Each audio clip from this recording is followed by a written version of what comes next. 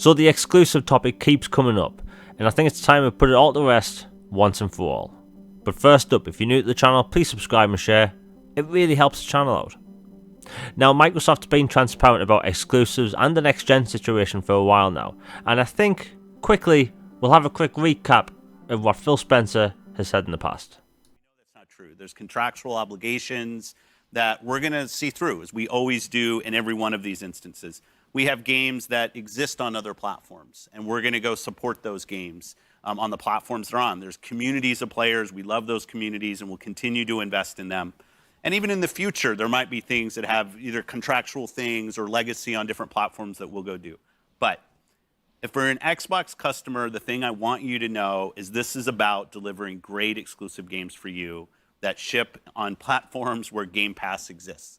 And that's our goal. That's why we're doing this. That's the root of this partnership that we're building, and the creative capability we will be able to bring to market for our Xbox customers. It's going to be the best it's ever been for Xbox.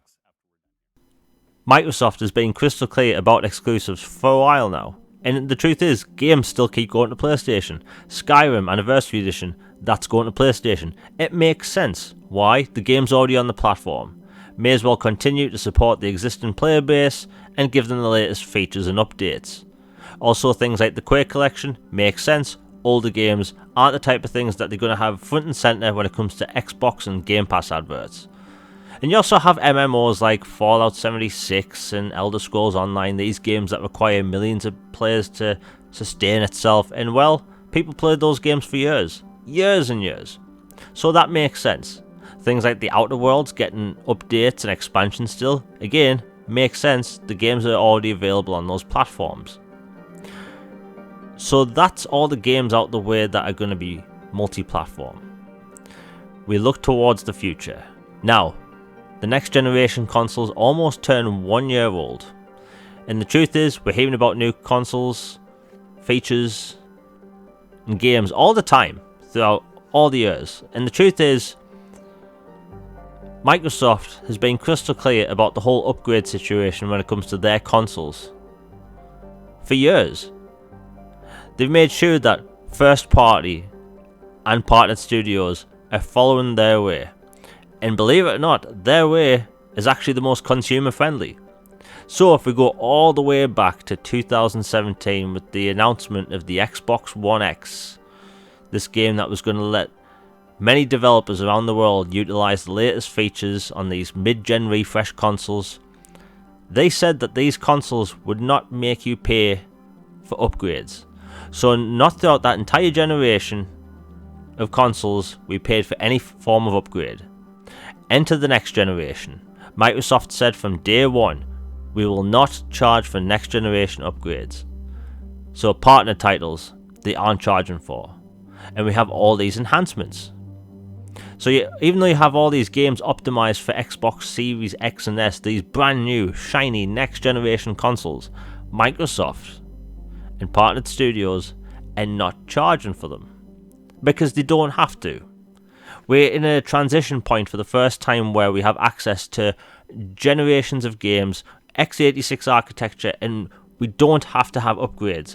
Remasters from last generation do not make sense in an age when you can just hit upgrade.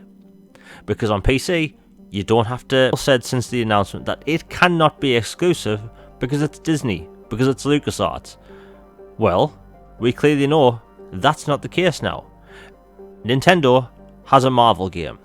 PlayStation are going to have 2 Marvel intellectual properties under their name, and also a timed exclusive Star Wars game. The truth is, it doesn't matter. It really doesn't matter at this point. So we have to look at other games as well. The Deathloop is another one of Arcane's games, and it's exclusive to PlayStation. Well, it's performing really well, and the truth is, people really like it. Arcane make these really interesting, detailed worlds with quirky game mechanics, and the truth is, people like it. They really do. So when this game gets a sequel, it's more than likely going to be exclusive to Xbox, and at that point it's going to be next gen only, which would make sense. So when we go forward over the next few years, looking at Microsoft's games, we have to look at everything they've announced that's multi-platform, everything they've announced that's exclusive, and everything that they've announced that's next-gen exclusive. And you can see that Microsoft has more games than the competition. Now, this isn't a Xbox versus PlayStation video. This is me putting everything on the line when it comes to Xbox exclusives, because the truth is that the information's been out there a while, but everyone keeps asking the question, what's exclusive, what's coming to next generation? And the truth is, it's all out there. If you look at all the titles from mid next year, all titles are going to be next generation only. But the thing is, Microsoft, is that they in this weird transitioning point, again with the chip shortage, that they're going to let people play games on Xbox One via the cloud, which is massive if you think about it, because people can say, well, they don't have to buy a next generation console. I think that's the wrong way to look at it. I think it's giving people an opportunity to play these games in a time where they literally can't buy consoles. People look every day for new pieces of hardware and the shelves are empty. It doesn't matter if people are looking for a graphics card, a Switch, an Xbox, a PlayStation. It's literally so hard for people to find these consoles and graphics cards. So wouldn't you think at a time like that, people would be up for a cheaper alternative way to play these games? Shouldn't we all be wanting that? So, Microsoft, they've told us about exclusives, they've told us about next gen only games, and they've been transparent about everything since day one. They aren't charging $70 for next generation games, and they aren't charging for next gen features, and they're not repackaging things as remasters. So my point is that Microsoft are doing all these good things at a time where people can't find hardware. In my opinion, that's a good move. And they're even upgrading first party and second party and third party games via free updates, resolution enhancement, auto HDR, and FPS boost. And to me, I look at that thinking, my library going forward isn't just going to be sustainable and playable on this one console. I'm going to be able to play them at their best for years to come. Now you have all these developers making free upgrades around the world, which is awesome. And you have Microsoft that is continuing to keep their games at $60. So when we move into next year and Microsoft are making next gen only games, these games may still be $60. And I'm going to argue that people should be not wanting to pay $70 for next gen games, especially right now. The reason is we're in the midst of a worldwide crisis. All these games going up to $70 make no sense, because we can just get upgrades. We got upgrades on the Xbox One X and the PlayStation 4 Pro. Some of the upgrades aren't even that drastic. I've seen some third party games barely get a resolution boost and they're charging $70 for it. My point is that it's a slippery slope and it sets a bad precedent, because the games can just continue to go up in price, as we've seen in the UK, and I think people really don't want that. And that's it for today. If you enjoyed the video, please hit like, share and subscribe. Hit that bell for notifications. I have more videos coming out soon, and the reason I haven't posted in 2 weeks is literally because I've been busy and I hurt my shoulder, so I haven't been able to use my mouse to edit.